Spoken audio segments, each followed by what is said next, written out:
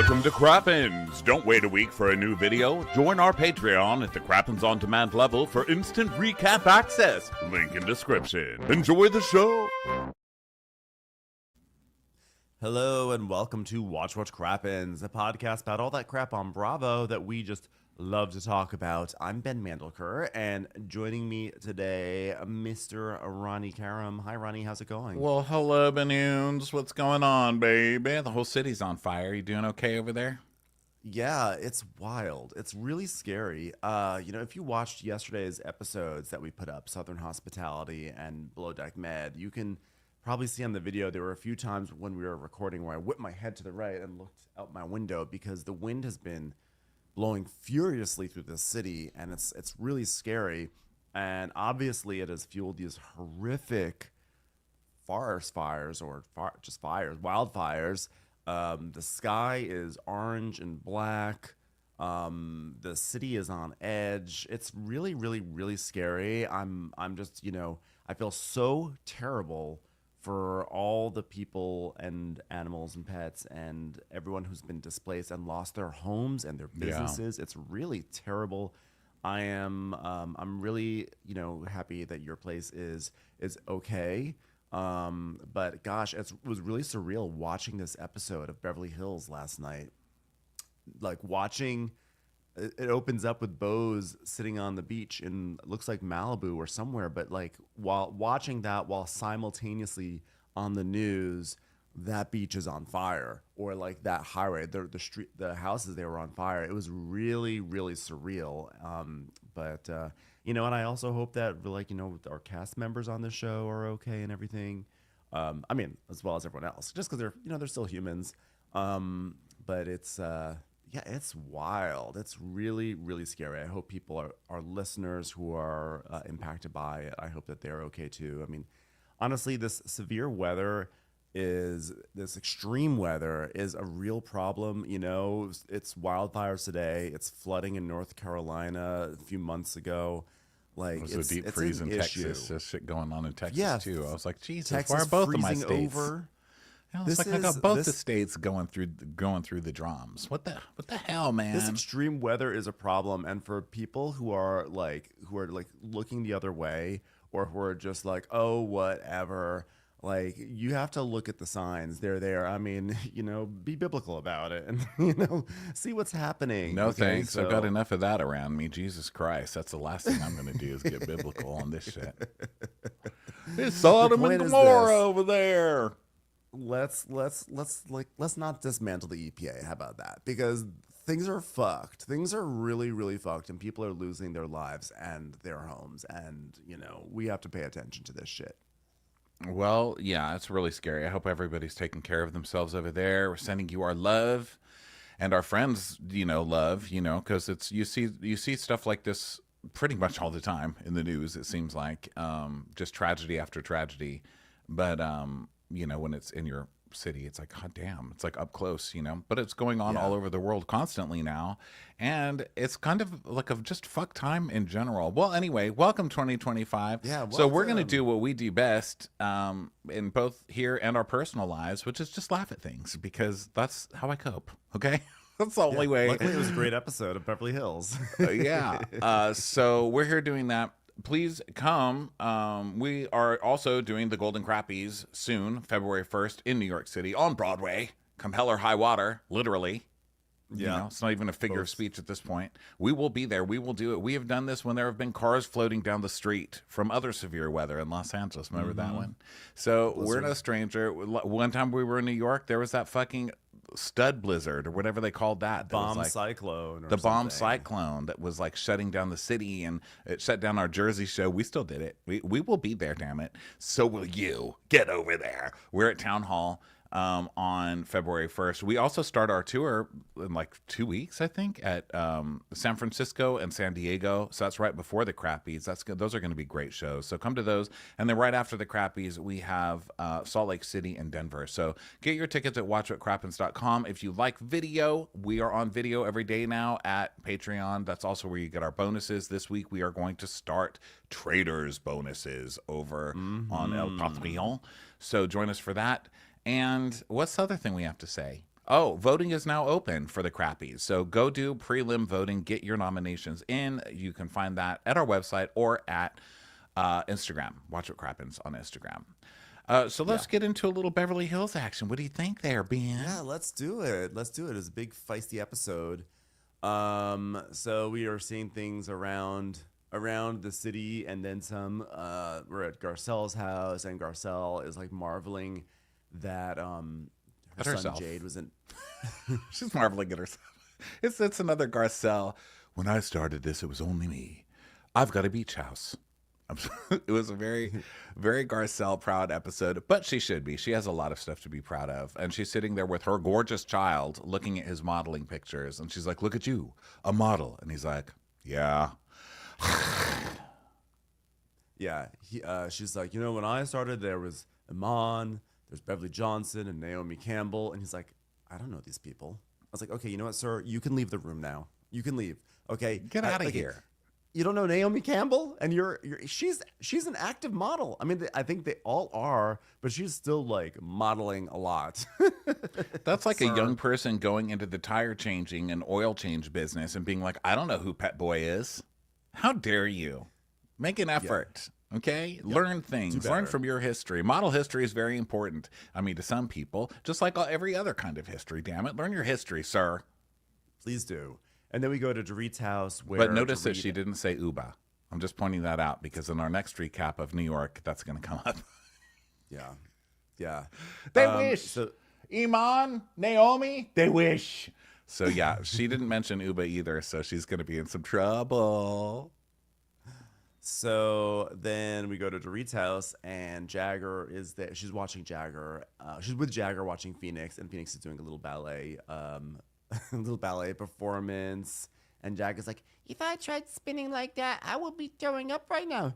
Better try sleeping with your father. Oh, sorry, I'm just in a raw state right now. Have you ever seen your father trying on bathing suits? Now that's a real bath-worthy event. Jeez. Well, Phoenix is... Her pirouettes are great. I mean, she's just spinning and spinning and spinning and spinning and spinning. And it's really great. It's like, you're like a little Baryshnikov. Who? Get the fuck out of here, Phoenix. All right? You had me for 2 seconds. Goddamn ingrates on this show. Uneducated people. Uneducated youth. So then we go to Sutton's house, and Sutton's like, hey, Ovs, can you come help me? This closet needs a lot of help. And he just, like, arrives around the corner very seriously. And, like, it's like... It's like a lightning strike. And she's like, wow, you're like a character out of a scary movie. How'd you get here so fast? He's like, I was around the corner. By the way, you also are like a character from a scary movie. Sutton. Yes. Like, y'all, let's just get along. We're sisters. Fuck you, I'm going to kill you in your sleep. I was like, whoa, Sutton. Reel it in, lady. So then we go to the Malibu Pier, and it's a Bose scene. We don't get many of those. So this is a Bose scene, and she's on a date. And I'm extremely stressed out by this date because she's on a date with a guy who's also like very successful and driven. And they talk like very successful, driven people, and they're very goal oriented. And they're like, what's our goals? That's terrifying. My goal is to get through the fucking day. Okay. My goal is not to die of high blood pressure or eat a tub of ice cream out of some misery I haven't gotten over from kindergarten. Okay. That's what I'm dealing with, sir. Can we not talk about our trusts and our goals? My goal is just to live. Thank you. So it's a good goal. So then Thank you. Thank you for the valley. Yeah. Your feelings are valid, Ronnie. So Thank you.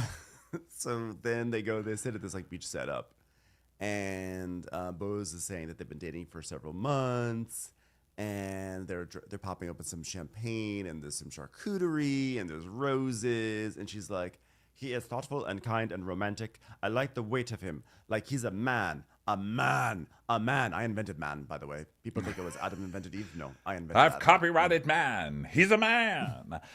Yeah, she's very... I started feeling offended, which I don't know why. I think that says something about my own masculinity insecurity. But when she's like, he's a man. A man. You know what I mean? A man. Hell, a man. I was like, I guess... I don't think anyone's ever said that.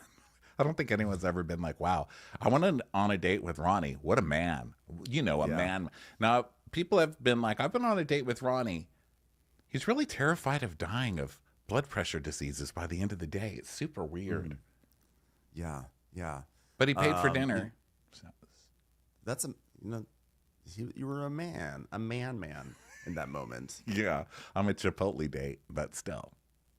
So Bose is saying that Keely and I are in a long distance relationship. He lives in San Diego and I live in Los Angeles. And then he pops open some champagne, and she's like, so we have to spice things up by talking every single day, multiple times a day, specifically about spicy things. I'll call him up and I'll say jalapeno, and he'll say serrano, and I'll say goodbye. And then 5 minutes later, I'll say ghost pepper, and he'll say Carolina Reaper, and I'll say goodbye. Keep it spicy. So he's like, so to another date together and to our business endeavors. Shut up. I want a business endeavor. And she's like, mm-hmm. And he's like, that's one thing I really love about our dynamic. It goes beyond the looks, you know? It goes into jalapeno peppers as well. And she's like, oh, you know, but the looks are looking, you know? Looks are important. What do you think about that? Looks may not be everything, but looks are here, baby. Looks are here. He's like, yeah. Well, now here's a question. One of the things I want to make sure of is that we stay aligned. What would you like from a relationship? Oh, gosh, it's a hard question, you know? I mean, let me think. Like an Anaheim chili pepper? Not that spicy, so maybe not that. So she tells us that her relationship should have kept her from every other relationship. And then we see her clip of telling the girls about her relationship, that it was, I guess she was just telling Erica. But she was like, well, in my last relationship, I was completely lied to. I said, are you cheating on me? And he said, yes. Liar. And they're like, how dare he tell you? I was like, well, he was honest. I mean, I guess the cheating wasn't honest, but he didn't lie to you about the cheating. So he's at least got a 50% scorecard going on. Do you have his number? You know, I mean, it was a disaster. Liar, cheater, name it, he got it. So she says, remember Serrano on our pepper. No, he didn't have that, actually. All right, name something else. Let's keep playing. He had a red bell pepper, which was the exact opposite of what I wanted. So remember, Keely, on our first call when you said to me you didn't want any pretense? If you want to call me, call me. I appreciated that. You wanted a level of honesty that I didn't feel that other people would necessarily say out loud. And he's like, and vice versa, babe. And if I knew something wasn't going to work, I have no problem being a friend. And that's it. And just keep it moving. So we find out that she really likes his consistency, but the biggest detail that we find out is that she likes details, you know, because he'll be like, I'm at the gym. And she's like, he's doing some reps. That's what I love to hear. Reps, give me all the information. And that's what she likes. She just likes taking in data. Yes, she does. I mean, she is from corporate America, and that data's really big over there. So,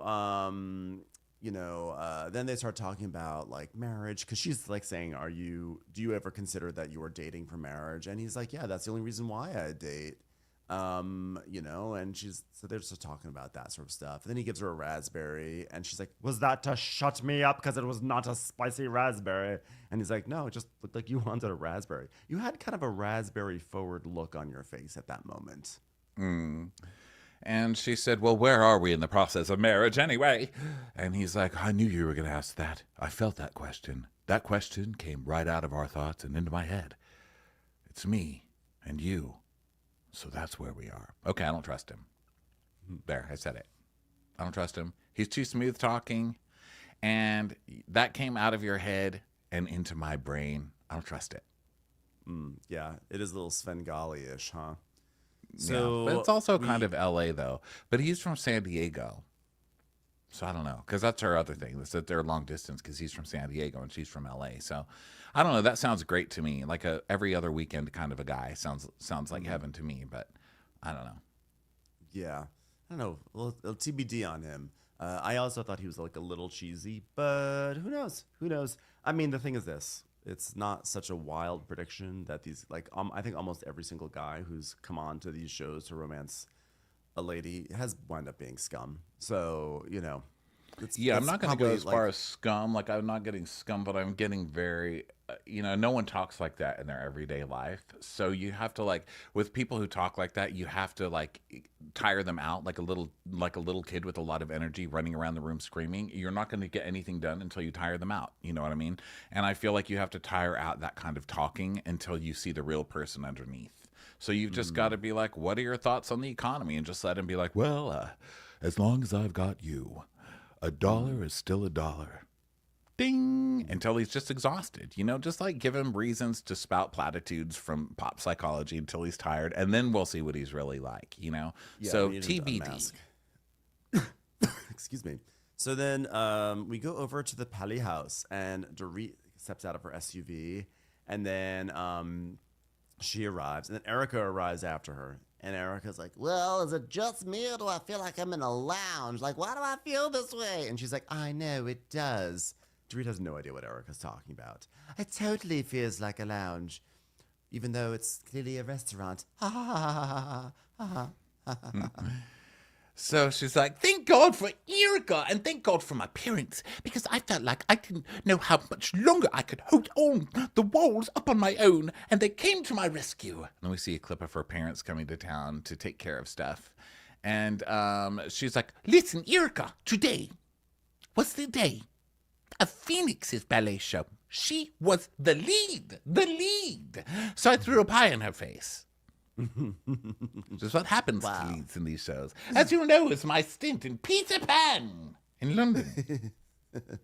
That's pretty amazing. And so then the server comes over, and Dorit does the classic. I'll do a Belvedere, club soda, short glass, 3 lemons squeezed in really well, and let's be wild. Carcass in. Ours whole Cobb salad. I'm a new woman now. Leave the carcass in. And make the carcass PK. I'm sorry, was that too dark? And the server's like, hey, good choice. Fuck off. I don't need your approval. Get my 3 lemons. All right. Now, does she mean 3 whole lemons? I've never asked you this, because that's a lot of lemons. I think she just means wedges. She should articulate that, though, because 3 whole lemons, you have a different cocktail at that point. At that point, you're just having lemon, like a lemon Belvedere.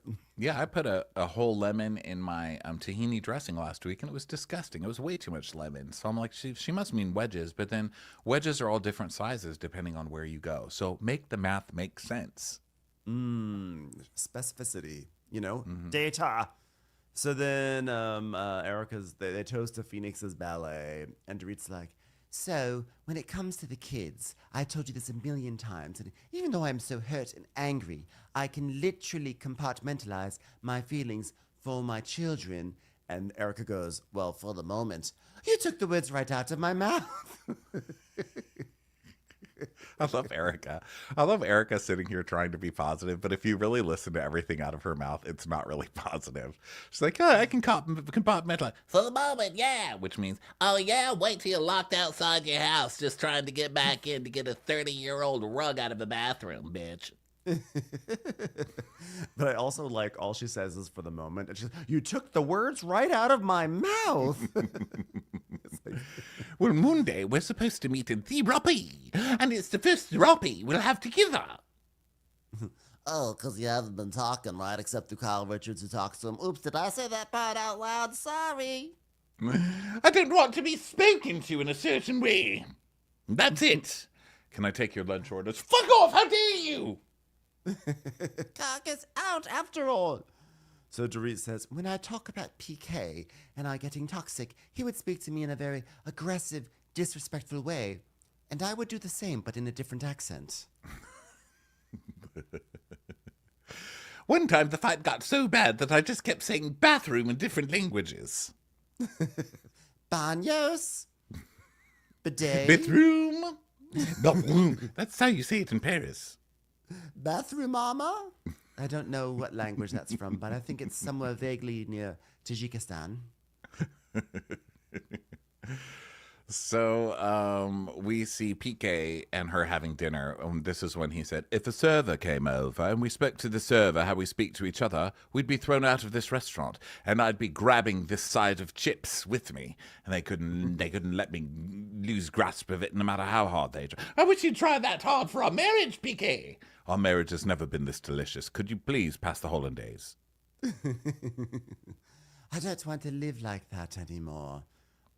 So she says, I'm not at a place yet where I know I am totally done with him. No, and you don't have to be, as long as he is sober, because what were you saying about him? He's a raging alcoholic. Yes.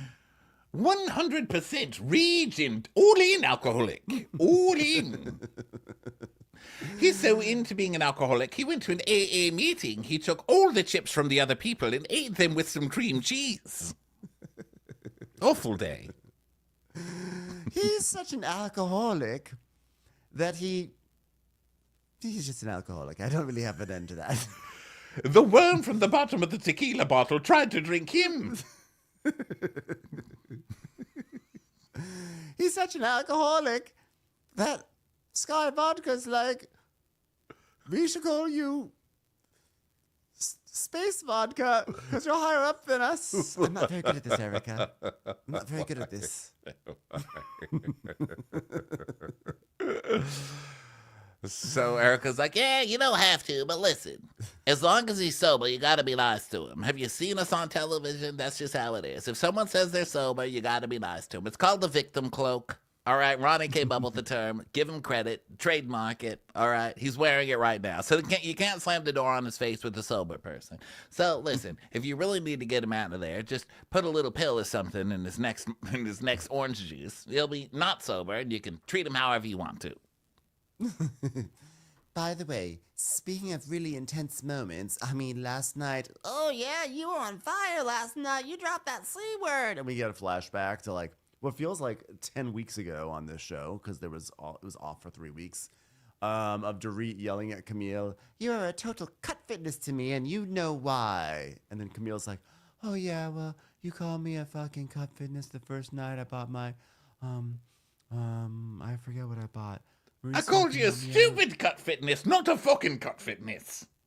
Garcel's, damn. Which is an upgrade from her, wow. Yeah. Oh God, it was so good. You saying the C word. Well, I have been too forgiving for too long, and I allowed people to mistake my kindness for weakness. Oh, I just think they mistaken your kindness for stupidity, but that's okay. And when were you kind again? Oh. Well, it's better than having them mistake your money for strength or whatever else they've been doing this past 20 years. And Dorit's like, well, that's it, what Sutton said. And Erica goes like, oh, no, hell no. That girl's not even sober. You don't have to be nice to her. Get her, Dorit. Drag her, Dorit. And then we see a flashback to Sutton saying, listen, you are angry, and you are not angry at me. You are angry at your life. Which, by the way, it's harsh, but I think that Sutton's right. And that creates, that makes Garcelle go, oh. So she, big night for I'm me. sorry, said, everybody. damn. I left my wow in the trunk. So I've just got a today.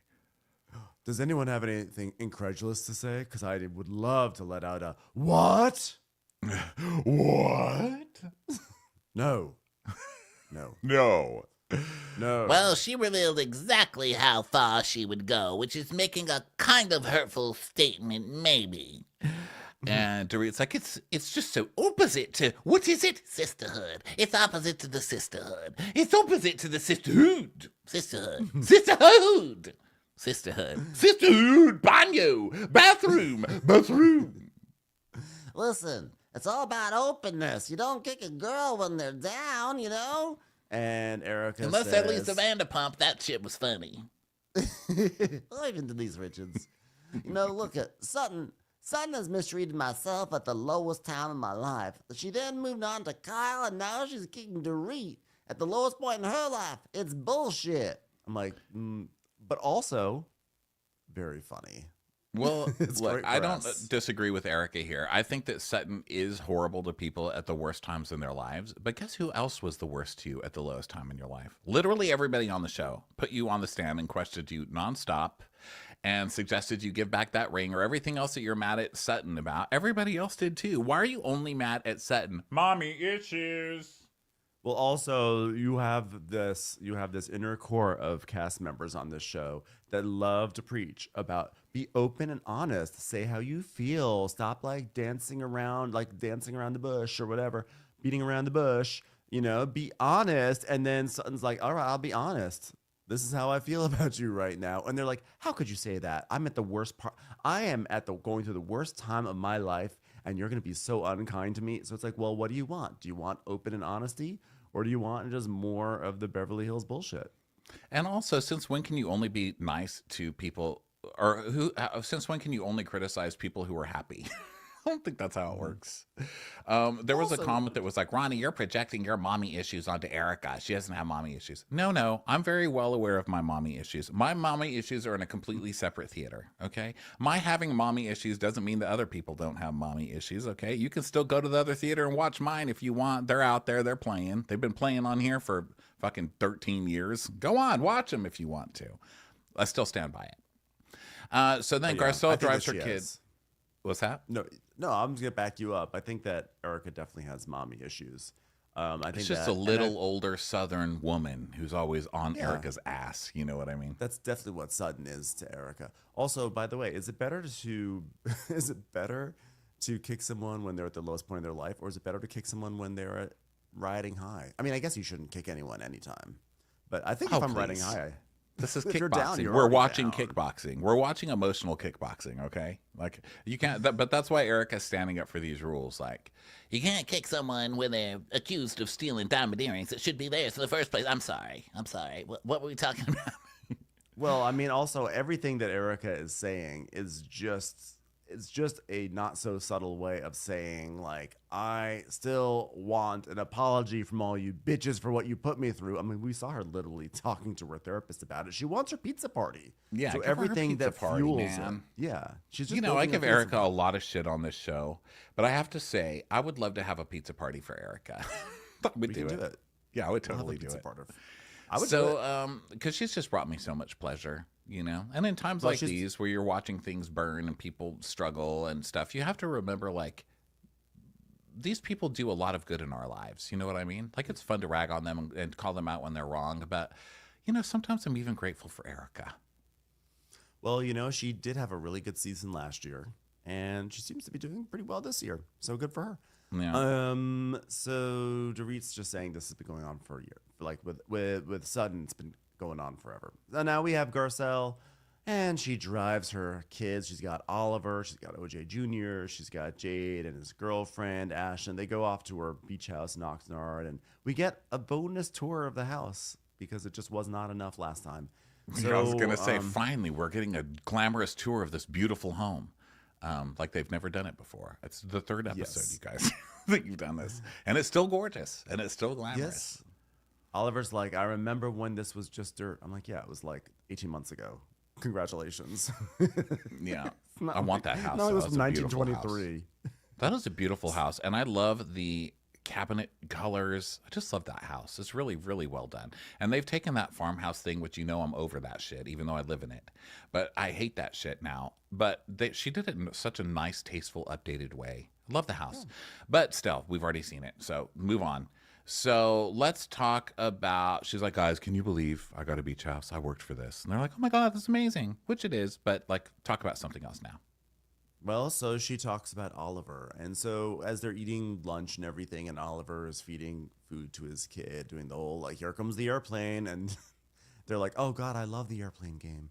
So Garcelle talks And about... people wonder why airplanes crash. Because they're made out of macaroni and cheese. So Garcelle winds up talking about Oliver and like how far he's come, and it was like a really dark place. And she talks about how he's dealt with addiction, and that she tells a very sad story about one time he like showed up in her backyard, and he was homeless, but it was Oliver, but it was not Oliver. He was erratic. He was high, and he was trying to get into the pool house, and she was yelling at him to like get away from the pool house, and she basically wouldn't let him inside because she treated him with tough love, and she just like carried so much guilt from that experience. And so she's like, she's like really, she feels really lucky, as she should feel lucky and grateful that Oliver, got She through should, it. because it does not always end that well. You know what I mean? And so to see him doing so well is nice. It's like a touching scene. But then that kind of is ruined when she's like, he was going through a rough time, but then he's okay. Then he became okay and named his child OJ. And I was like, I'm not going to be okay with. I'm still not going to. There's no time that I'm going to be okay with that name choice. Like, even if like back in the day it was fine, it's not. Just change it. Oliver. Oliver. There. How about like O2, like Oliver the Second? Oliver Maybe not too. OJ. Yeah. Oliver James, Just so it's actually a really nice scene. I'm just being a bitch because that's what I do. But it's a nice scene. And then they pray, and then we go over to Dorit's house, and we see pictures of Dorit and PK when they were in love. When Dorit did some boudoir shots and dressed like a package of sour cream and onion lays. So she's washing fruit, and she's like, Mommy, the peaches that you got are oh so yummy. What artisanal farm stand did you find here in Los Angeles that sold such delicious peaches? She's like, Costco. Oh, what is that? Oh, Costco. PK calls that the Pringles machine place. Okay, got it. Pringles in bulk. I've never seen. Do you mean the hot dog yum yum factory? So Bose shows up, and they go out to the back, and Dorit is like, they sit out there, and Bose is talking about how she's like, I love Dorit. Dorit is fashionable. She is bubbly. She's like a nice Thai chili. She gives a lot of detail in her stories, though. A lot. But Dorit likes to talk, and I like to listen. Yeah, that sounds like a perfect friendship to me. You got to find your lid. That's my lid. Just listen. Mm-hmm. Actually, my lid in real life is for them to talk more. I think I'm more like Bose in real life. I talk a lot here. Maybe that's why you talk more on here. Yeah, I talk a lot on here, but then in real life, I'm like, entertain me, please. So that's why I'm friends with super dramatic people who always have some kind of drama going on. It's like turning on a TV. That's our role as like sweet little gay boys, is to listen and create a nice environment. And then what we really want to say, we go onto a podcast, and then we really unleash there. Yeah. God, this gay passive aggression is the most fabulous passive aggression in all of the world. And I'm proud to be an owner of it. Yes. So, Bose comes and the dogs are barking, and she's like, Winnie, Pumpkin. I love the names of those dogs. Winnie, the sad dog, and Pumpkin, who's going to get eaten one day, So she gets to meet the parents, Rachel and Shalom.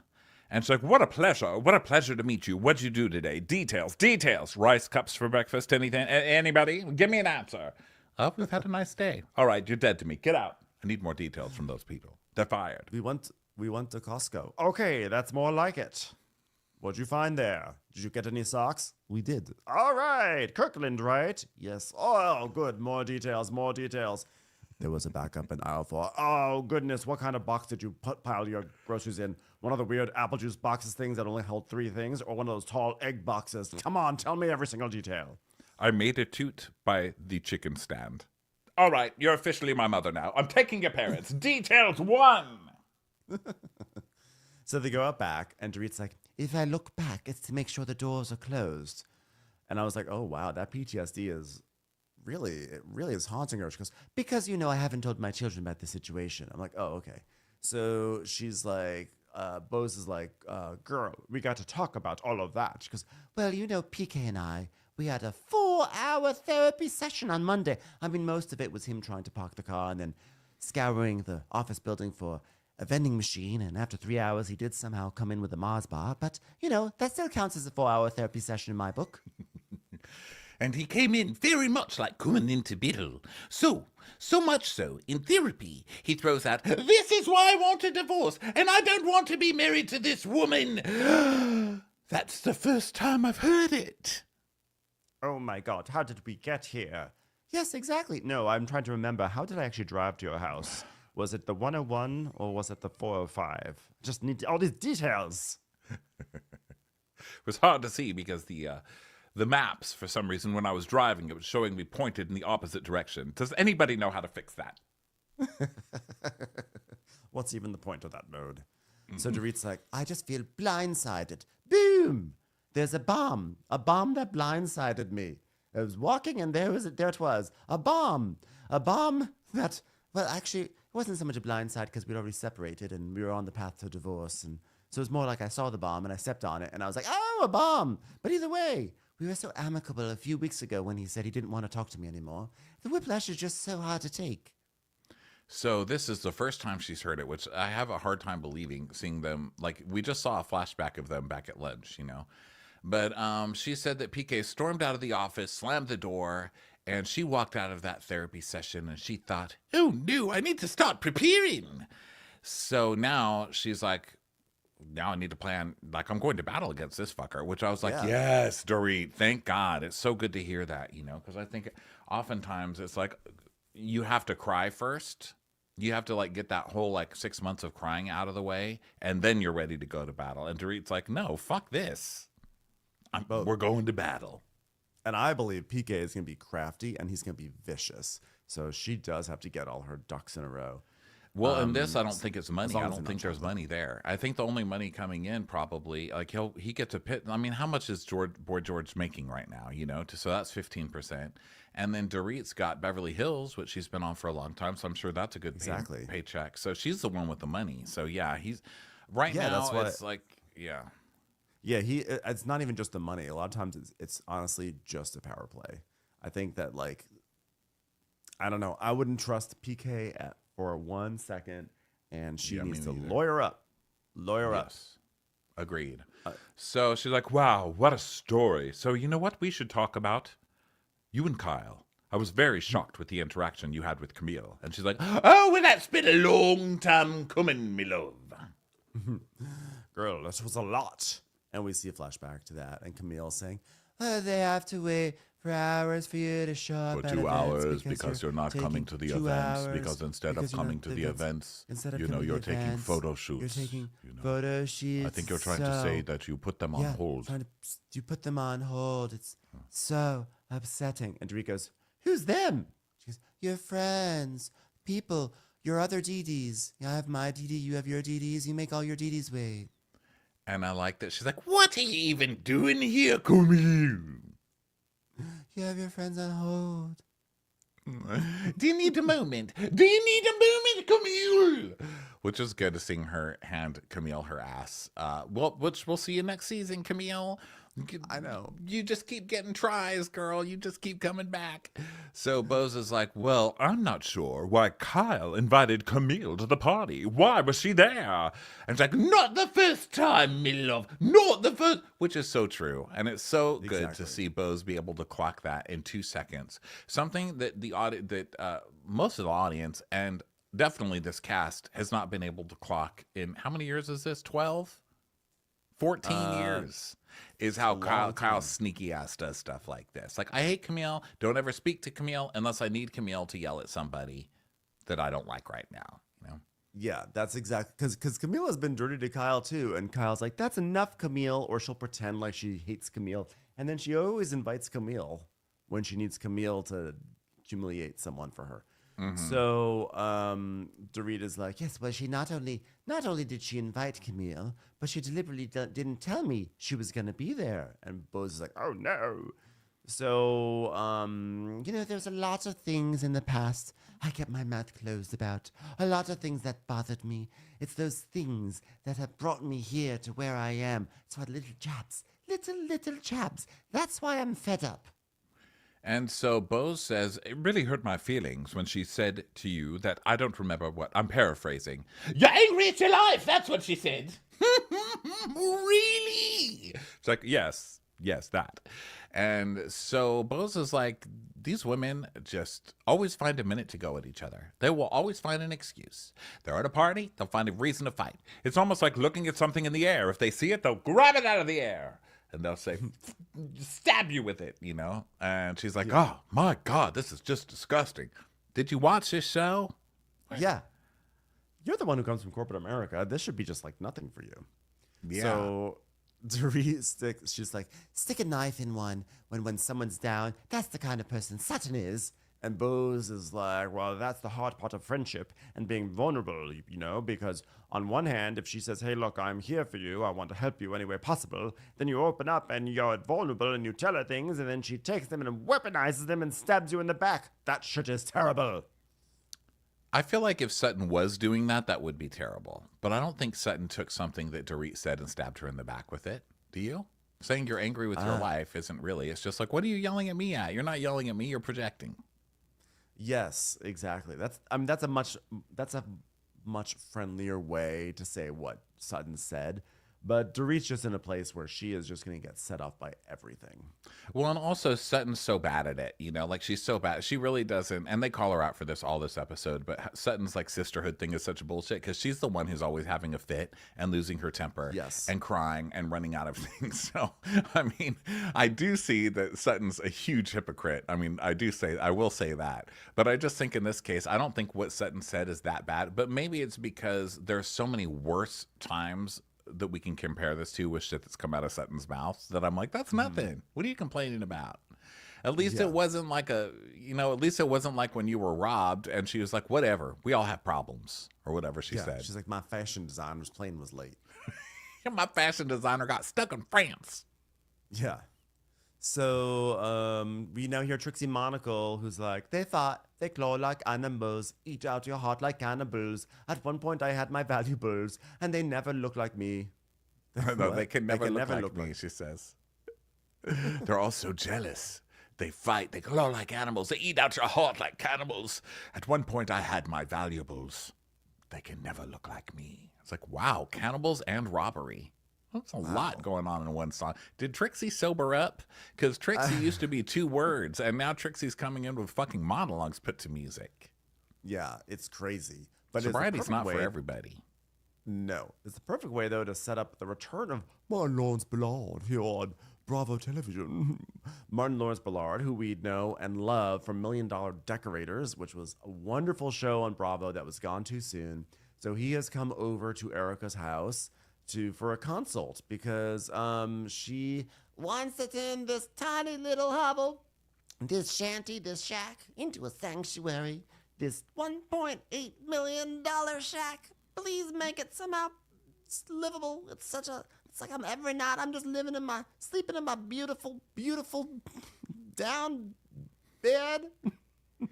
There is a pussy on a cloud. She's like, here, come on in, Martin. I've made some porridge. That's all I can have here in this $1 million house. Well, nice to see you, Erica. Nice to meet you. Martin, pleasure. Wait, I'm sorry. It's Martin. Pleasure. It's like, oh, you look fabulous. Well, thank you. Well, come on inside. You don't look too bad yourself. So, Martin Lawrence Ballard, one of the top interior designers in the world, has agreed to meet with me and give me the shithole a little lift. Now, it was a little awkward at first because I thought I was reaching out to Martin Lawrence, the comedian, but hey, I'll take this guy too. I love the gays. So, do you know Shanae? No, I'm not that Martin. Does the phrase "damn Gina" mean anything to you? Are we talking about Gina Davis? Well, I have said damn Gina. I said, Gina Davis, stop peeing on the lawn that I've just had installed into your backyard. That's good enough for me. So she goes, I must tell you, I am a fan of your work. And he talks about how he's done all these famous people's houses like Sharon Pink and Khloe Kardashian. And Well, I've brought you my book. Fabulous Gays. Interiors. It's like, oh my God, holy mother of macaroni.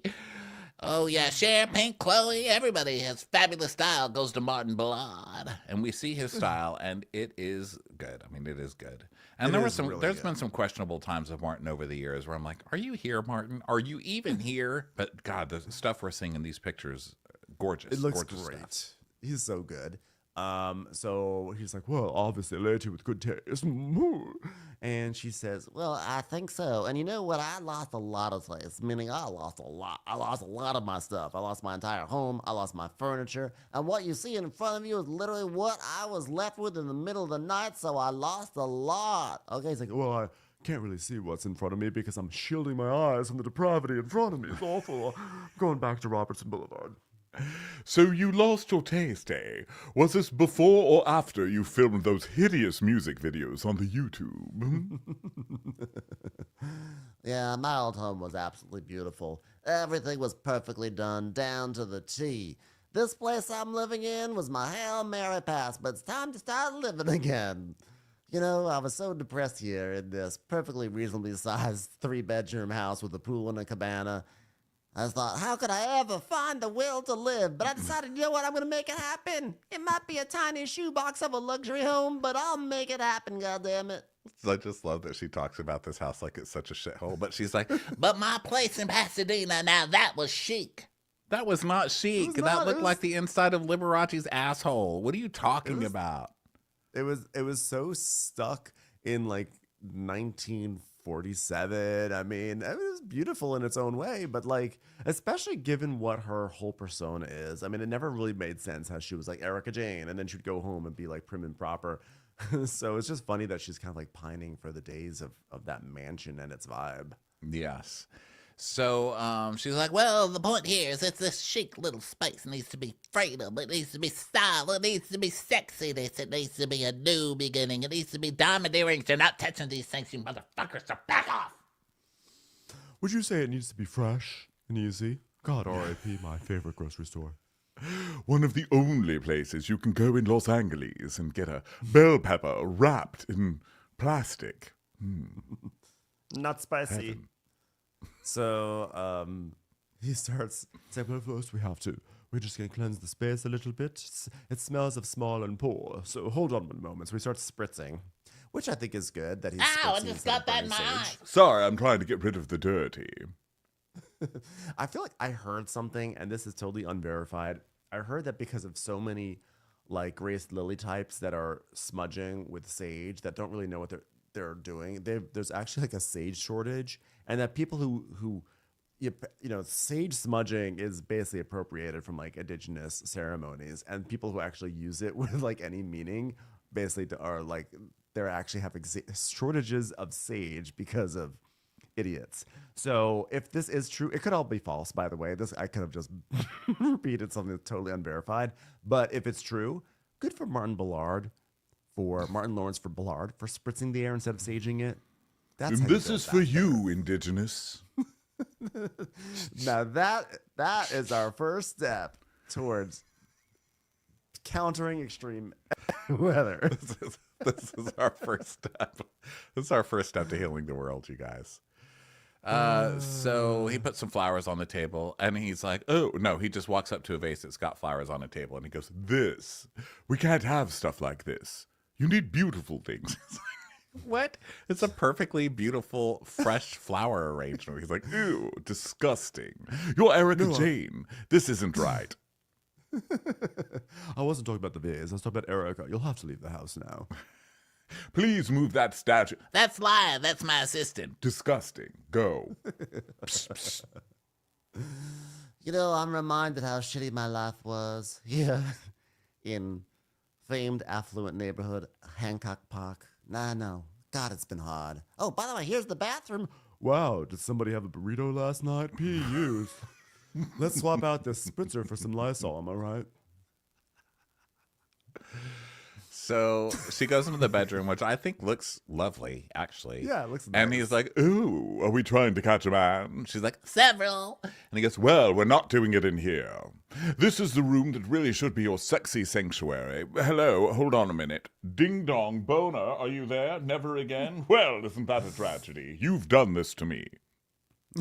How about we replace all these beautiful white linens and perfectly nice furnishings with insane patterns and various different depictions of elephants from India? Does that sound good to you? I think all the men will love it. So it's like, well, yes, this I've seen some of those sexy videos of yours, and then we see one of her. I'm a kid, and he's like that. You can really step ball change, girl, and I emphasize the balls. Matt. Well, okay, let's go outside. Okay, here we have a cabana. I know it's embarrassing. Can we wrap this up? I'm about to head to the soup kitchen for lunch. He's like, oh, wow, look at this. Okay, so you've got some turquoise tile on the floor. That's all right. And, oh, here it is. Look, it's a pool and a perfectly nice sofa. Disgusting. It's very upsetting. Was he saying that? He was, right? Because he was like, I think he oh, was God, complaining look about the at that. curtain, but the way that they did it, because he yanks open the curtain and then he's like, ooh, let's get rid of that. I can't see that anymore. But they showed the pool and the yard, and it's just like, get rid of it, please. I can't see it. Scrim. I need a scrim here, something. Please, I'm having the vapors. Someone take me back to Interior Illusions on Santa Monica Boulevard.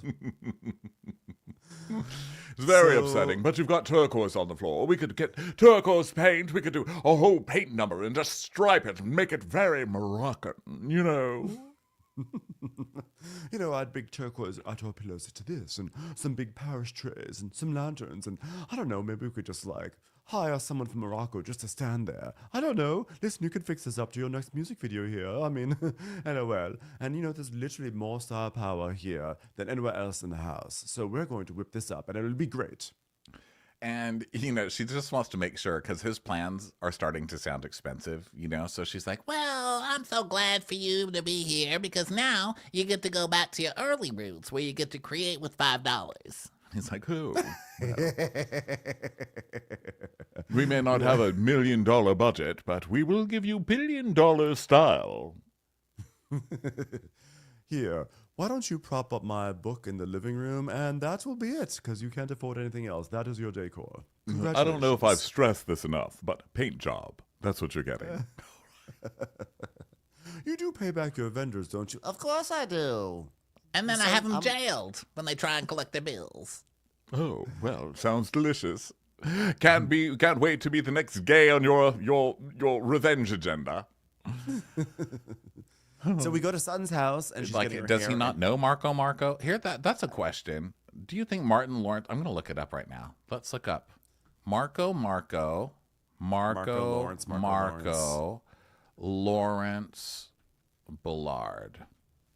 Marco. Nope, no matches. So maybe they don't know each other. Who knew? Who knows? By the way, I looked up the sage thing, and there is a headline that says the current popularity of white sage is causing its extinction on the border of Mexico and the United States. Yeah, there you go. So Sutton's house, she's getting her hair, and this the way that our note taker Nadine wrote this, Sutton House. Which makes me laugh because it just sounds like a place you go to, you know, the Sutton House. You come in, my apartment. Yeah, it's a very exclusive club. You come in, I sit you down, and then I say, "You wouldn't be mad if you weren't divorced, stupid." My old apartment building was called Sutton Place. Oh, there you go. So maybe you're picking up on that. Yeah. So Sutton is like, y'all, I am kind of psyched tonight. I'm going to the Viper Room for the first time ever. And they're like, girl, wait, this is your first time? I'm shocked, girl. She's like, yeah, I know. I'm kind of like a real Angelina now. Fucking glam. I'm so sure. You're the only person in town even pretending to be shocked that Sutton hasn't been to the Viper Room. I know. Sutton and the Viper Room, two concepts that don't really work well together. Then Garcel's getting glam done, and she's saying, well, Erica's being honored by the GLAAD Association. It's the Viper Room. Isn't it owned by Johnny Depp? And they're like, I think so. You know, it's funny. I was in Miami at a club, and yeah, I met out with Johnny. Isn't that crazy? So what global superstars have you guys hooked up with? And one of them's like, oh my God, you could have had an island, you know, and some other stuff we won't mention here. You could have been part of some really cringeworthy videos. Yeah. Awkward time to be bragging about making out with Johnny Depp. But you know what? We all make choices. I'm just so proud of Erica for being honored by the trash bag company. It's like finally she's like starting to understand. She's understanding her place finally. She's really leaning in. So then Erica is talking. She's talking to Laya about like her look, and then her phone rings, and she goes, Oh my God, it's Dorit!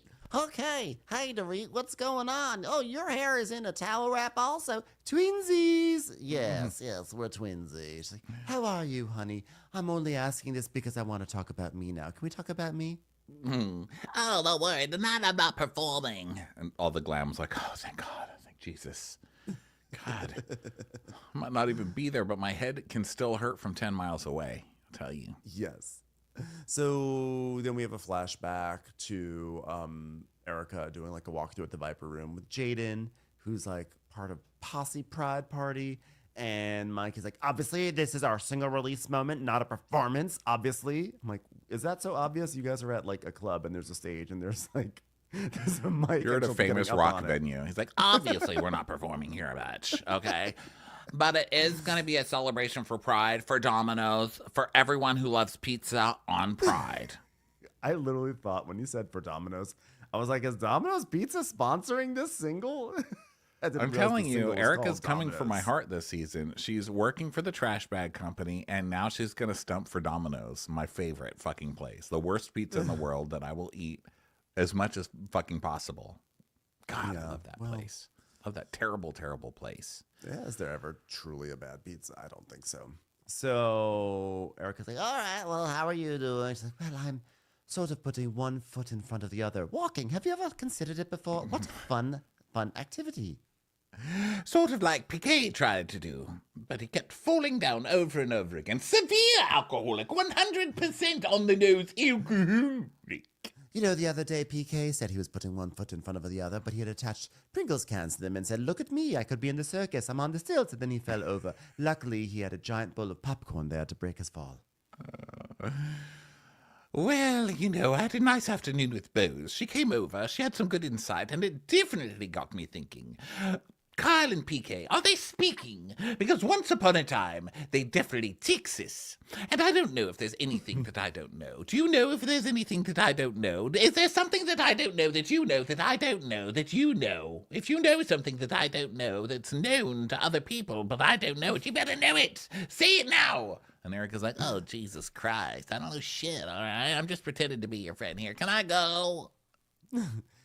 clearly some producer is like, okay, well, Kyle told Garcel and Garcel told Sutton, but for some reason we have not been able to close the loop on this gossip yet. So we're just going to tell Dorit and she can ask around. Yeah, Sutton is still deciding to be on Team Kyle because Kyle's an alpha to Sutton, and Sutton will always bow to Kyle no matter what. Even when she's like, I'm standing up against Kyle, I've had it with Kyle. She's like, Kyle. The next season, she's like, Kyle, what can I do, Kyle?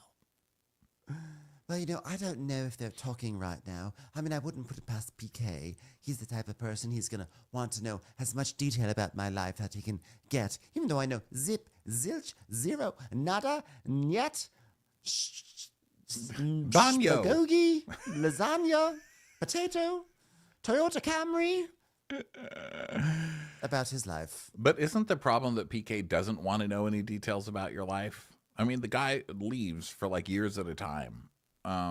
And it's kind of sad because she's like, I'm sure he's just asking about me. And then when it comes to it, it's like, he sends me memes. Not asked Well- about me. Nope, never mentioned you. Not even. I think he has an ulterior motive. I don't think it's just memes. And if it is just memes, it's just laying the groundwork to start getting like, you know, more like exclusive banter from get stuff out of Kyle. I think it's totally not innocent. No, I don't think it's innocent either. I just don't think PK gives a fuck. PK seems so About checked Dorit. out, you know? So Dorit's like, well, you know, PK and Kyle have always had a relationship, and they've always spoken and sent memes to one another. So if they are having conversations, and PK and I are not even talking, any information would be helpful towards me. And she's like, well, that's the perfect night for you to ask, then. There'll be a lot of trash bags and pizza to throw at the bitch. By the way, how have we never noticed, you know, Ronnie, we talk a lot about how Kyle copies Lisa Vanderpump from tiny horses to swings to loving dogs. How have we not noticed that she's even copied Lisa Vanderpump in being closer with PK than she is with Dorit? That's true. She fully copied that move. Yeah. So now arrivals at Sutton's home. So Jennifer Tilly comes in. She's like, Sutton, Sutton, oh hello, you fabulous dogs. So good to see you. How are you? Like, blah, blah, blah, blah. It's like, ah. She's like, ah. She just goes. And it's by the way, it's such a brilliant shot because they just hold back. They hold back like wide as she goes around the corner, and then you hear her go, ah, and then she comes right back into shot. Just sparkles, sparkles. Oh, you're so sparkly and sparkly. And she goes, well, I never sparkle. We are so in sync. You look gorgeous. So we go to the Viper room, and people are at the step and repeat. And Kyle shows up with Kesha of all people. And Kyle's like, yeah, Kesha and I met on Instagram, and she was following me, and then we DM'd each other, and now she's here with me tonight. So yeah, Kesha is a musician, and we're friends. Let the rumors begin. oh, yeah. Like those rumors were just everybody making stuff up and not you completely leading us to believe that you were boning Morgan. Give me a break. But also, do you love how she words it? Like, yeah, she was following me. So, oh, you weren't following her? That's an interesting. So Kyle, the lady who meets everybody on Instagram, you weren't following Kesha and then started stalking her to be your friend. Okay. Yeah, sure. So they're doing like step and repeat, and then Sutton and Jennifer Tilly are riding along, and Sutton's like, I'm a bit nervous. She's like, why? She goes like, well, you know, Bose said to everyone, Sutton, I think you're weaponizing Dorit's situation in life right now. And we get a flashback to that. And then Jennifer's like, Well, I definitely think that you're getting a prickly energy from Bose. I'm not going to lie about that. she's like, well, is Dorit saying things to Bose to make Bose not like me? Well, here's what I'm going to do to smooth things over. I'm going into this party, and I'm going to unleash so many microaggressions. You're not going to believe it. Okay? Just going to muddy the waters. Yeah, seriously. So more step and repeat, and people walking in, and Garcel is like, well, I've been to the Viper room years and years and years ago. Listen, it's iconic on the Sunset Boulevard. It's very rock and roll, and I think it'll be a fun night because when you go to a rock and roll venue, don't you always want to go with people like Kyle Richards and Sutton Strack and Dorit Kemsley? Rock and roll. A bunch of older ladies in sparkly dresses. It's like, what are we doing? A version of Follies tonight? Like, what's going on tonight? So Jennifer is like, My boyfriend and I used to play high stakes poker back in the back room of the Viper room, but I've never really been there when it's club night. I love her. She just has she went to the Viper room to play high stakes poker. What? she's playing illegal poker in the back room. And she's like, Oh, it's a club. Never actually went there when there was a club going on. So Kyle's like, well, we all know I'm from this town, Beverly Hills, but I actually never made it to the Viper room. Yeah, but I made it to every other club in town. Don't you know, like I practically lived at Bar 1, The Gate, Roxbury, The Agency. I hit them all. I'm sure Kyle made it to the front door of the Viper room many times. Don't sell yourself short. So then they're, just making small talk and stuff. Then Sutton comes in and they make small talk with her. And then By the way, Bose is wearing some crazy bracelet. What were you going to say? Is there a world in which Kyle, when she's talking about all the clubs she went to, she was just talking about Peter Thomas's Bar 1? One of my favorite things to drink in this town is Peter's Brew. She's low-key Peter Thomas stan. She's visiting him in jail. Well, she's probably texting him. Cynthia's like, wait a minute. Have That's you been texting Peter? Just It's memes. Just memes. Just memes. A lot of Just coffee memes. memes. Well, it's fun to be at a club. It's so good. I love it. Says Jennifer Tilly. And now people are there. Bose shows up, and a lot of, oh, hi. And then Kyle gets her finger stuck in Bose's bracelet, and it's funny. And then Jennifer's like, Is that a bracelet or is that a weapon? and Son's like, are you weaponizing? We can laugh about this now. By the way, I'm really mad at you, but we can laugh about it right now. Look at even how though I'm fun raging. I am. Look at what a fun girl I am, bringing up weaponizing. And she's like, I am weaponizing, yes. Well, don't weaponize against me. I'm going to weaponize against everybody. And she's just not backing down from Sutton, but also like not letting her get away with her joke, which I kind of liked. And she's like, The bracelet is the least of weapons I got in my arsenal. You ever heard of Bezos? Sutton doesn't want to strike first. I promise you that. It's the worst decision to make in strategy against me. So now Dorit comes, and the events coordinator asked her for photos, so they do that. And then she's like, "Who's Booze talking to?" And Carl's like, "That's Sutton." She goes, "Ooh, oh." So, listen, I had to chat with you, Bose. When we were having our discussion at Kyle's party, I didn't like the word weaponized. She goes, "Oh, you didn't like that word?" I didn't. Well, the reason why I use the word weaponized is that when I say that, I mean that you have taken something and fashioned it to hurt somebody else. But it wasn't to hurt her. But it did. I mean, I felt it. I think most people felt it. She goes, "But she's going through a divorce. I mean, I have to kick her when she's down. That's just part of the plan." And she's like, "Well, I think in the moment maybe you were angry." And she's like, "I wasn't angry. I was defensive." Okay. And it's like, well, I think that if Bose put half the energy into her friendship with me as she did with Dorit, then she would know that this is Dorit's fault. I mean, I just don't get it. And so she's like, "Now, listen, Bose, you can just speak so eloquently." And I was like, Oh, jeez, Sutton. can you just make it one episode?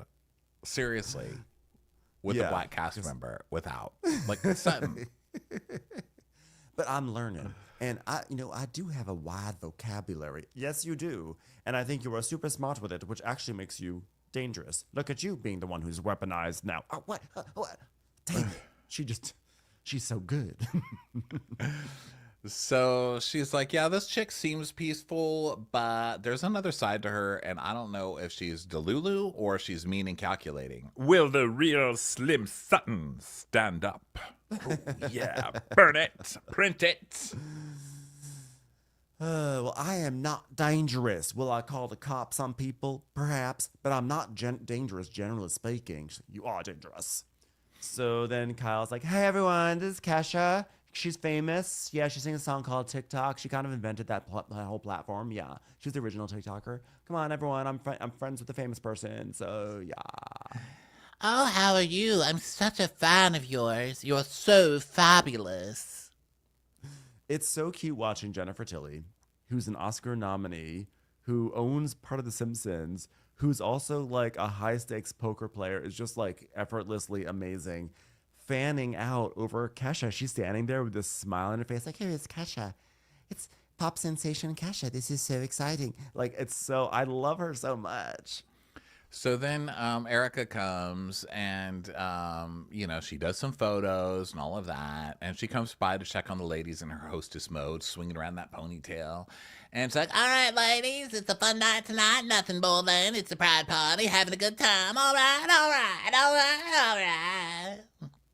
So then Marley and Jaden go on the stage and they're like, "Welcome to Posse Pride. Are you ready to party? Are you ready to watch someone stand a little bit higher than you while you all listen to the same song? Because that's about to happen. And if you heard," and then Jaden's like, "If you heard, our pop icon, Miss Erica Jane, has a new single. Erica, get on up here!"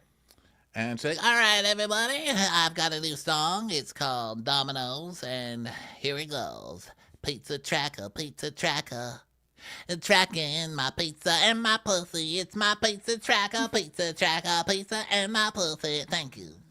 Domino, domino, domino, domino, domino, domino. That's the chorus, everybody. Sing along. Domino, domino, domino, domino. Pizza tracker, pussy tracker, pizza tracker, pussy tracker. Thank you, everybody. Thank you. Sit down. Dominoes, motherfucker. So it was just so strange. Like, I know about single release parties and everything, but it was weird that she normally you would think that she would get off the stage and let people listen, but she's just up there like, "All right, come on, everybody, come on, all right." I'm like, "Why don't you just sing it? You're on the stage, you're holding the mic, you're in front of the audience, sing the song." yeah. And she's like, I love when she talks like she's Meryl Streep returning to Broadway. She's like, I've never taken the stage for granted. "Okay, lady," mouthing words at the Viper Room on an off night. But I know, good literally for taking you. it for granted. I've never taken it for granted. Certainly after going through the hardest time in my life. But I'm an artist who refuses to change her style or look or music in 10 years. I'm just like Picasso. So people are like, oh my God, that's amazing. And Jennifer Tilly goes, Domino, Domino. I don't think it's going to win any awards for music, but it's catchy. And then Erica's like, thank you all so much, thank you. And so they're like, wow, that was great. So Dorit's like, it's so nice seeing Erica on that stage not singing her song after coming back from such a dark, dark place known as the bathroom here. It's very poorly lit. It gives me a sense of inspiration. To see that Erica can still press play on an iPod after going through what she's gone through. Really, really something. There is light at the end of the tunnel, and it's a bit of a sad light, but it is light all the same. Or as PK used to say, there is light at the end of this funnel. Then he would hold up his funnel cake, bend backwards and swallow it whole. And I said, that's not light. That's just whipped cream you got on your eyelids. but it's like whipped cream, babe. So Kyle is like laughing about how like we got the bad girls and the sparkles, and because half the girls are in sparkles and half are in leather, and it's like funny. And then Dorit is like, Kyle, PK is in a very unpredictable state of mind, being that he's a severe alcoholic doing alcoholic things. He doesn't join Alcoholics Anonymous. He's joined Alcoholics Let's Do This. And I'm on a real high alert because when he's like this, I don't know what the hell he can do. And Erica's like, Oh my God, it's happening right here, the biggest fight of the century. And I was wondering and curious if you're speaking to him or if you have spoken to him. and Kyle's like, how do I answer this? Kyle's the worst liar in the world. And worst she's like, liar. well, my friendship with PK is like memes and jokes. And, he doesn't share anything about your relationship or anything that's going on. Like, we don't talk like that. It's literally just memes and jokes and things like that. That's it. Memes. Ha. Pepe the Frog. Hilarious stuff. But still, even now, have I gotten a meme from him in a while? Maybe within the last week. Kyle, just because you're saying it slower does not mean it makes it any better. Maybe in the last week I got maybe a meme and like is Dorit planning on doing something with litigation? I don't know, something like that. I don't know. It's pretty light stuff. Yeah, and she knows she's caught, but she's just so bad at that. And she's like looking all over the room too. And so then Dorit's like, It's not even that Coyle has been communicating with Piquet since our separation. It's that you're texting my husband when you and I aren't talking, and when we're not good. It's just not okay. and she's saying, it's different now, and it's something I would expect that you would share it with me. And Kyle's like, well, if it ever got to the point where you guys weren't getting along, even if we were in a bad situation, obviously I'm a girl's girl. Look at all the girls I've been so kind to on this show. Denise, Lisa, Kim, line them up. Yeah, obviously she's a girl's girl. Everyone knows that about Kyle Richards. And she's like, but we were not getting along. We're separated. We're not getting along, Kyle. She goes, well, PK's not telling me that. That you guys aren't getting along. I didn't know that. You don't have to know anything. You just have to know that your girlfriend is getting a divorce and you're still texting with the ex. What are you talking about? Yeah, Kyle's smart move here would be to say, I've always been really close with PK. And so I wasn't really sure what to do in this situation. And if you're uncomfortable with me, texting him, I totally understand that. And I'll stop doing that immediately. But to be like, whatever, duh, who cares? And they're right, because everybody's like, yeah, if Dorit was texting Mauricio, Kyle would lose her shit. And she totally would. Shit. But also, Kyle can't have it both ways. She can't go on to the reunion and say, I mean, we don't really have much of a friendship. I think we had dinner with them like once or twice, but then this season it's like, well, we send memes and we were just like close like that, but that's okay. Isn't it funny? I'm closer with PK than I'm with Dorit. So like you clearly have enough of a friendship that you're sending memes. Like I don't just like send memes to an acquaintance, right? So she's caught in all her lies. Yeah. And so she's like, well, PK and I aren't good, and he's making my life difficult. And Garcel goes, how? How is he doing that? And she's like, well, loss of communication. And when you have two small children, one of whom is a future ballet star, and you're separated and you're trying to shield them. And then I was like, well, you can't shield the children forever. And she goes, oh, you can't shield the children forever? I don't plan to shield them forever, son. You fucking bitch weaponizing my children against them. Why would you the lowest point in my Well, life? don't get mad at me. I'm just saying you don't shield your children. You use your children as shields. Okay, I mean, look at my daughter. You think there's not a reason she looks terrified every time you see her? Okay, it's because she's a shield. Okay, it's what children are made for. Now put them in front of you and take those bullets, girl. Oh, do not touch the kids. Do not. Hands off the kids. I think Sutton is coming from a good place, but those are her kids, and she can do whatever she wants with them. And so she, Sutton's, of course, defensive immediately, even though she was just the one who kind of threw a barb, Yeah. And she's like, don't get mad at me. And Dorit's like, Pretty strong statement. Pretty strong. so she's like, well, I'm just saying. And we had this conversation on the boat. She goes, Oh, the same conversation where you said lean on me when you're not strong. and she's like, well, yeah, that one. And so we see a flashback to that. And Sutton's like, I'm just telling you, I meant what I said, and I mean that from the bottom of my heart. She goes, Oh, so judging by yours, she goes, oh, you know what? It's up to you. What have I done to you ever? What have I done to you? Sutton just loses her shit for no reason. Sutton, if you don't want someone getting mad at you, stop making shitty comments where they're trying to have a conversation. Why are you trying to stand up for Kyle anyway? Back off, Sutton. Well, I think you insulted her and made her feel low at Kyle's party. And then we see the whole you're angry at your life thing. And Sutton's like, well, her life is bad and she's angry. And I've been there and I was defending her by reminding her how shitty her life is. It's probably her own fault. And Dorit's like, how am I supposed to believe that? It doesn't matter, Dorit. If I didn't say I want to be the first person that you call, I said, if you call, I will be there for you at a certain time. Maybe I won't take your call, but at some point I'll have Avi send you over a cookie or something, and I'll be like, I'm here for you. That's all I said. But why would I call the person that's been kicking me while I'm down? It's like, oh, just forget it. Just forget it. Then forget it. Then forget. Then I won't be there for you. Forget it. Erica's like, I told you the sisterhood, the openness, the honesty, it's all bullshit right here in front of you. I told you so. We aren't friends, and forget it. You know what? I'll be cordial. I'll be cordial with you, Dorit, okay? And she goes, there you go, then. And Kyle goes, why don't we start the cordial part right now? Ding! Oh my God. It's this little girl standing in front of a burning building, but she's smiling. I'm sorry, what were we saying? So I was like, well, here's the cordiality because we are not friends. I got it. She's like, can we go back for a minute then? Because I was kind of having a scene and I wasn't in this episode at all, and I got my lips done for this scene. So come on, can we just like finish up on what we were saying? And so I was like, yes, yeah. Go talk to your friend. Go talk to her. Go talk to Kyle, your real friend. So Kyle's like, I just want to say, like, obviously, regardless of our situation, and I do feel like we've made a lot of progress, in the whole, still not calling you thing, which I'm still not. But like in the past year, like if it bothered you that PK and I sent memes, like I would have never done it.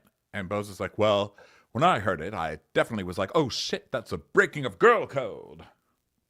Yeah, but she always laughed about it before. Like, we were always like laughed about it, like me and PK sending memes to each other. Yeah, before Well, she was breaking up with PK, divorced. Kyle. What the fuck? Use some common sense. So Garcel's like, would you have a problem if your man texted you while getting a divorce? And Erica goes, I've never done that. I've never done it. I've never done it. and Garcel's like, well, would you have a problem? And Jennifer's like, I would.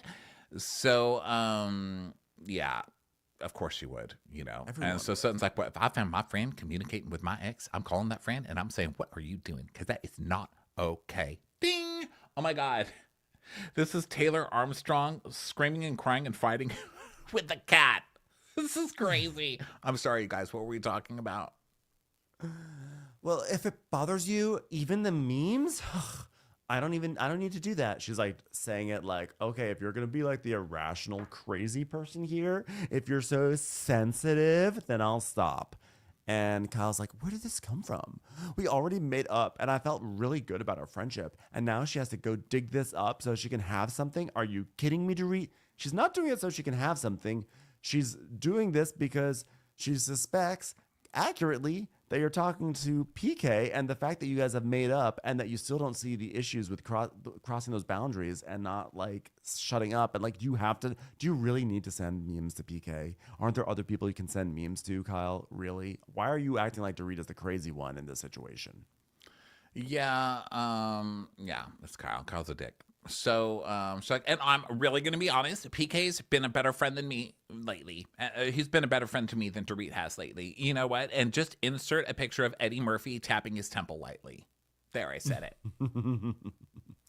So Dorit is like, clearly, even if you and I were in a bad place, just the fact that you text him, feel comfortable to just text him is crazy. And she's like, well, I would expect people to text Mo and me when we got separated. Oh, come on, Kyle. Come on. I want someone to come out of the woodwork. Someone who texted Mauricio and see how Kyle iced them out. Absolutely not. Yeah, and she's like, well, I wouldn't feel comfortable sending a Mo a text and not you. She's like, I'm done. I am done. I am done. I'm done. I am done. I am done. By the way, let's also not forget that Dorit said like one thing at a reunion, slightly in defense of Kathy Hilton, like took up on Kathy's side just in the slightest way, and Kyle stopped talking to her for like 6 to 9 months and then downgraded their friendship eternally. And now she's acting like, oh yeah, if anyone were to text Mo, like I would fully expect that. Absolutely not, Kyle. Yeah, and so Dorit's like, well, you need to be very clear, Kyle. I need clarity. And Kyle's like, okay. And she's like waving her finger around, mocking Dorit and like losing her temper, and her veins are popping out. You know, she's doing the Kyle. And she goes, what does that mean? I'm done. She goes, I'm done with you. I'm done with you. I've tried to fix you. I've tried to fix this with you, and I've tried. And, okay, you know what? You're so fucking bitter, Dorit. And she's like, bitter? I'm asking you not to speak where your veins are popping out of your forehead. Please. I apologize, and I said to you I will not talk to him again. What more do you fucking want from me? She goes, I want you to stop fucking raising your voice at me. And she goes at her. She's like, starts screaming at her over the table. They're like, whoa, whoa, whoa, like pulling her apart. It's like, you don't get to scream, fuck you. And Kyle's like, oh, just shut up, Dorit. Just shut up. Oh my God, look at this one. It's a cat hanging from a tree that says, hang in there. Take that, bitch. And that was the end of the episode, because we hear a glass break. And then it says, to be continued. So what will happen? Love the way that Dorit stood up to Kyle, didn't take any of her bullshit. Was not like, okay, I understand, but please going forward, stop. You know, she just was like, you're being a bad fucking friend. And I like that everyone told Kyle too. And I love the way that Kyle tried to worm out of it and totally failed at it. It's a failing season for Kyle. Yeah, fun times. All right, everybody. Thanks so much for being here. Go grab tickets for our first shows in San Francisco and San Diego and Denver and Salt Lake City. And also the Golden Crappies, which are coming up February 1st. Go grab tickets over at watchwhatcrappens.com. Come to Patreon for traders recaps and all of that good stuff. And and go vote on Instagram for the prelim Crappies round. We love you guys. We'll talk to you next time. Bye. Bye.